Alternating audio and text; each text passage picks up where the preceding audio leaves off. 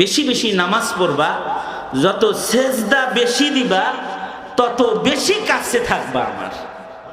তোমার জীবনে সেজদা যত বেশি হবে, রেফাকাতের এরিয়াটা তত কাছে হবে। এই কারণে ১.৫ লক্ষ সাহাবীর একটা গুণ, নবীর ১.৫ লাখ সাহাবীর একটা গুণ হইল ফি ওয়ুজুহিহিম মিন আসারিস সুজুদ। সাহাবীদের চেহারায় সেজদার দাগ। বর্ণনাটা কার? জোরে বলেন, এই বর্ণনাটা কার?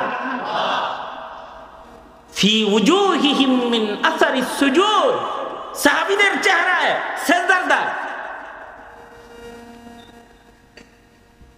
আমাদের চেহারায়, আমাদের অঙ্গ প্রত্যঙ্গে রাজনীতির কবির দাগ আছে, যুবকগণ মানে গায়ে সেজদার দাগ নেই।